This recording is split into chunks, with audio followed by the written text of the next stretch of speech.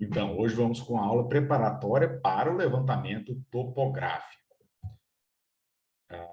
O levantamento topográfico que a gente vai fazer aqui no curso de arquitetura é um levantamento topográfico com mangueira, que é um levantamento topográfico simples, tranquilo de ser feito, e é um método para entendimento do funcionamento do levantamento altimétrico, plano e altimétrico, que é o básico que nós, como arquitetos, precisamos para resolver depois a modificação da curva de nível. Já disse nas aulas anteriores todas, nós temos o foco, e o foco é a questão da modificação da curva de nível, que é o que fazer depois de obter um levantamento topográfico. Então, é aí que a gente vai focar com vocês. Então, o nosso levantamento topográfico é um método básico, um método bem simples, que é o com mangueira de nível. Professor, mas ninguém faz levantamento com mangueira de nível.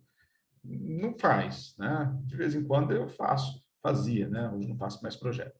Mas, às vezes, o topógrafo só pode daqui a 2 semanas, você está precisando de fazer a coisa rápida, vai lá e resolve, tranquilo. E tem uma precisão, se você utilizar da forma correta, for criterioso no levantamento, a gente tem uma precisão aceitável. Vou falar que é preciso, mas temos uma precisão aceitável. Tá? Então, é rápido de ser feito, bem rápido, prático, barato porque você vai ver o instrumental, como ele é um instrumental acessível, e descomplicado. Então, vamos lá. Temos outros métodos? Temos. Quais são? Pode usar o teodolito, aí você tem que trabalhar com trigonometria forte, tem um monte de conta para fazer, né? As estações totais, elas são mais tranquilas, né? Algumas têm um softwarezinho aí que você baixa, faz levantamento. Qual a diferença do teodolito para a estação total? O teodolito, você olha nessa luneta, né, e mede com uma régua que está lá no ponto a ser levantado, né? Pega algumas medições de ângulo, de angulação da luneta, e aí você pode medir distâncias, inclusive.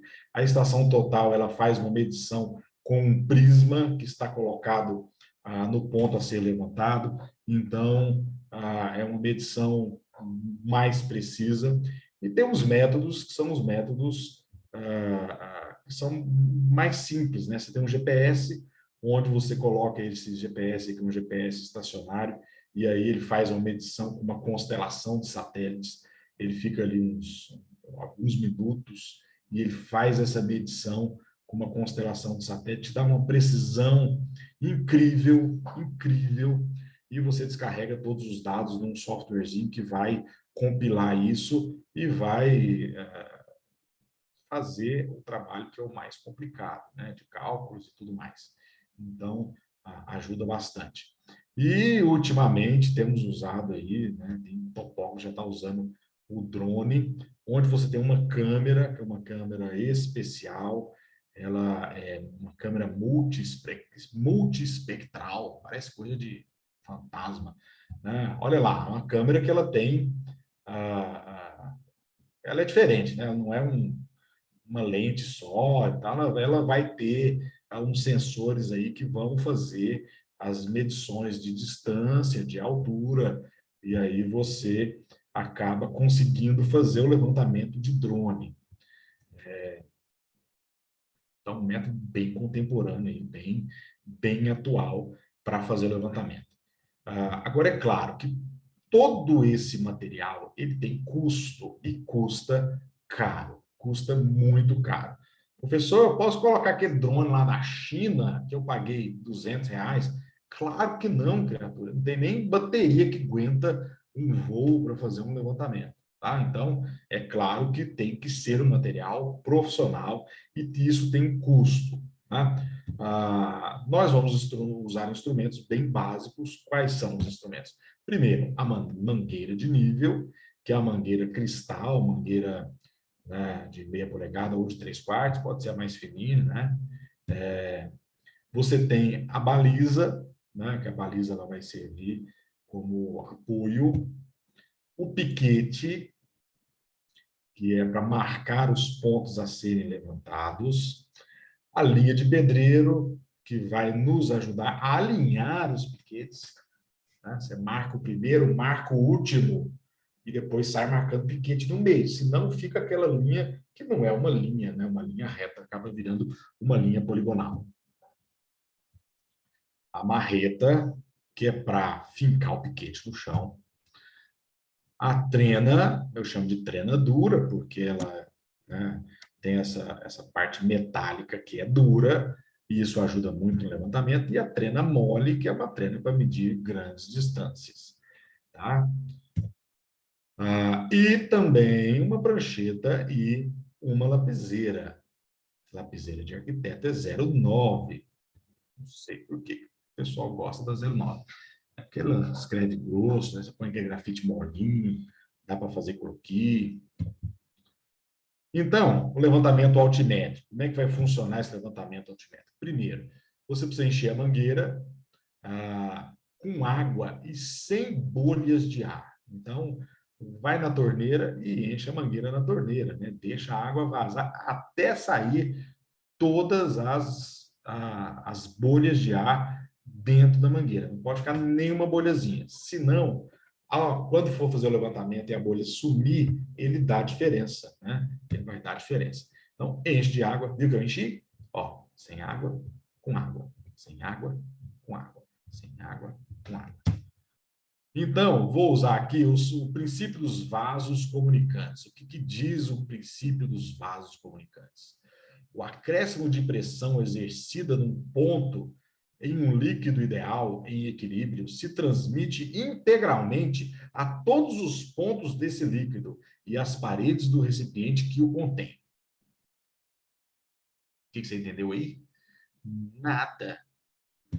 Em outras palavras, um ou mais recipientes têm seus conteúdos nivelados, que é o que nos interessa, nivelados, e os movimentos individuais sentidos em cada vaso são transmitidos ao restante do sistema, até que o equilíbrio seja alcançado. Ou seja, o nível que eu tenho de um lado, né, numa bolha, a gente chama de bolha aqui da mangueira, eu vou ter o mesmo nível do outro lado. Como assim, professor? Negócio de nível.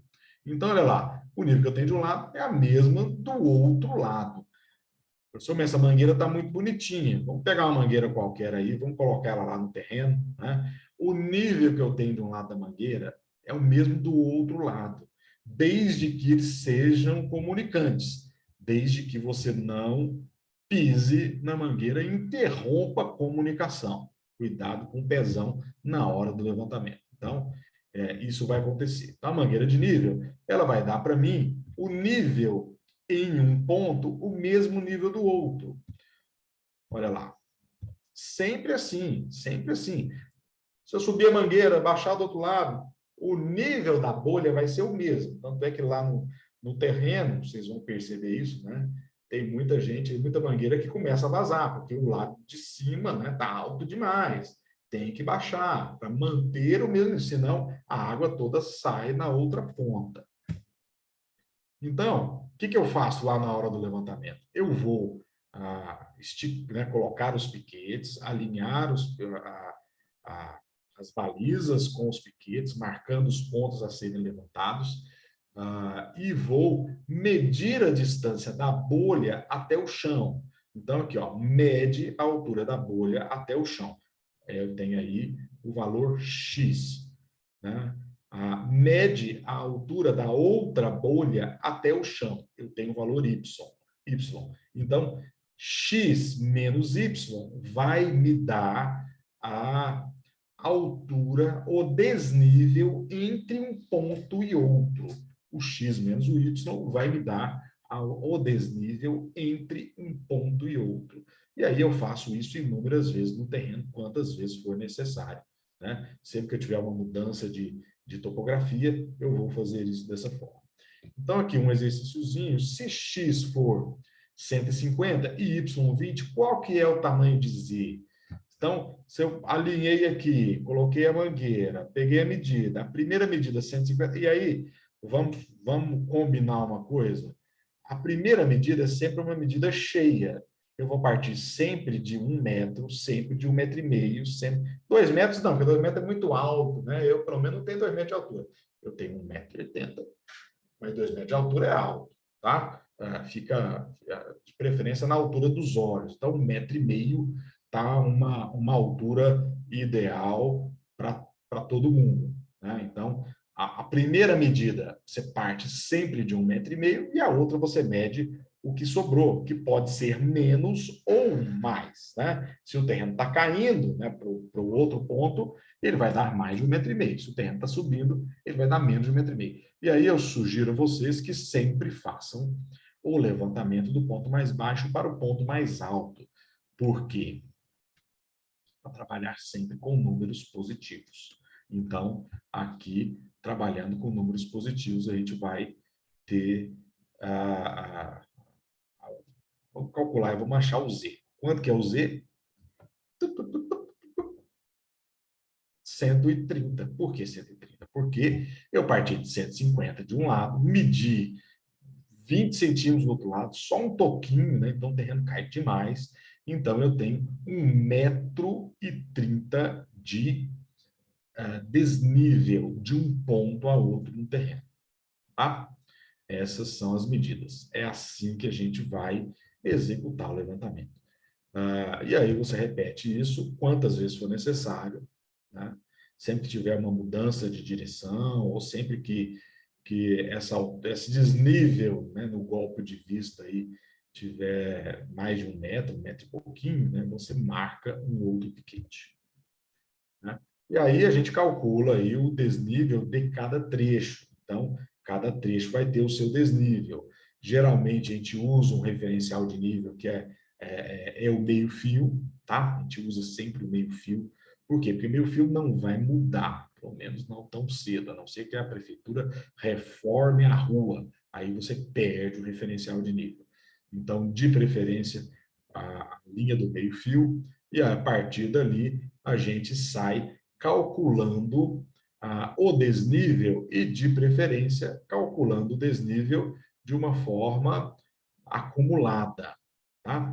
Então, se a primeira eu medi 130 e a segunda eu medi 140, então eu tenho aí as medidas, né, colocadas absolutas e as medidas acumuladas, eu vou somando os desníveis. Então, somando os desníveis, eu tenho o RN 0, 140, 270.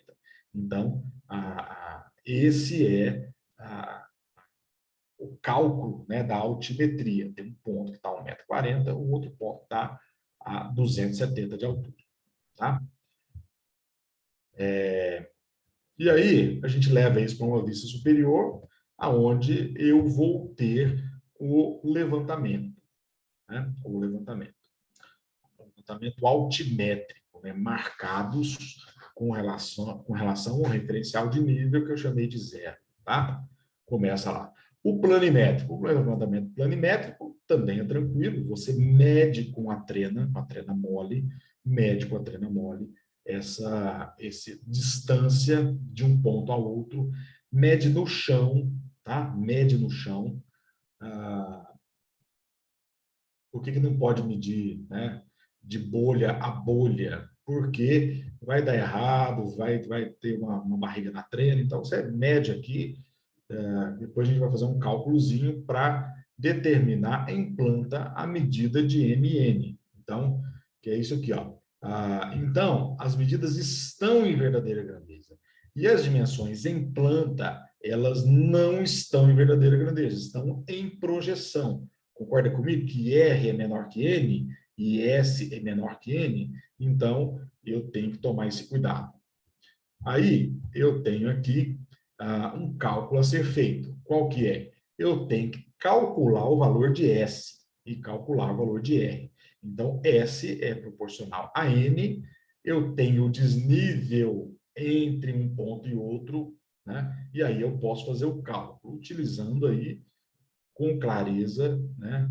Se o triângulo é um triângulo retângulo, eu vou utilizar o teorema de Pitágoras, onde eu coloco as medidas na fórmula, né? A hipotenusa ao quadrado é igual à soma dos quadrados dos catetos. Então, é essa o cálculo que eu vou fazer. E aí, o que você vai fazer? Você vai isolar o S, porque o S é o valor que eu não tenho. Isolando o S aí matematicamente, eu tenho esta fórmula, né? Onde eu preciso fazer a raiz quadrada de n ao quadrado menos k ao quadrado. Jogamos aí todos os números, né? Fazemos as contas e vou achar o S 378. Se a medida anterior era 400, o S é sempre menor um pouquinho que a medida em verdadeira grandeza. Então, aqui, calculando com essa inclinação, com esse desnível, eu tenho 378. E é essa a medida que eu vou desenhar. Esta é a medida que eu vou desenhar e obter a planta. Tá? Faço isso em todos os trechos, né? E obtenho a planta do terreno com as medidas, com as distâncias, né? Com altimetria e planimetria, para eu poder desenhar. Repare aí, né? Aí vou desenhar no CAD, vou desenhar à mão, vou desenhar onde você quiser desenhar. Repare aí que eu tenho um retângulo, né? Um lote urbano, de preferência um lote urbano retangular. Por quê? Porque, na verdade, eu tenho alguns limites, tá? Eu vou ter alguns limites nesse levantamento. Então, eu tenho aí as medidas que são as medidas de altimetria, o levantamento altimétrico e o levantamento planimétrico, pronto para eu desenhar no computador. Tá? Então, esse slide que eu coloquei lá no começo, mangueira de nível, é prático, é barato, é rápido, é descomplicado, é verdadeiro. Porém, eu tenho alguns problemas. Ele é um método impreciso, ele causa bastante imprecisão, é uma imprecisão aceitável, até certo modo aceitável. Se eu for criterioso, eu diminuo bastante a imprecisão, né? E eu preciso ter um processo de distribuição de erros, né? Não tem como eu medir ângulos, né? Nesse método não me permite a medição de ângulos, e é um método super arcaico, super limitado.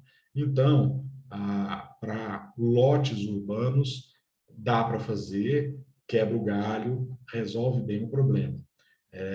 Mas em espaços mais complexos, é preciso que você chame um topógrafo, né? Um emissor, um topógrafo, alguém que vai fazer um levantamento profissional e que vai te dar as medições que são necessárias para um levantamento topográfico bem feito. Então, mas para nós, na nossa disciplina, com o objetivo que nós precisamos atender, é o que nós precisamos no momento. Tá? Então, lembre-se que é um método que tem bastante limitação e que, para introduzir, é um método que nós vamos utilizar. Por que nós não vamos usar teodolito? Porque não nos interessa todos os cálculos e toda a sistemática de um levantamento topográfico com mais precisão. Nos interessa o que nós vamos fazer depois que esse levantamento tiver em nossas mãos. Aí, o nosso trabalho é um trabalho que precisa ser organizado. Até mais.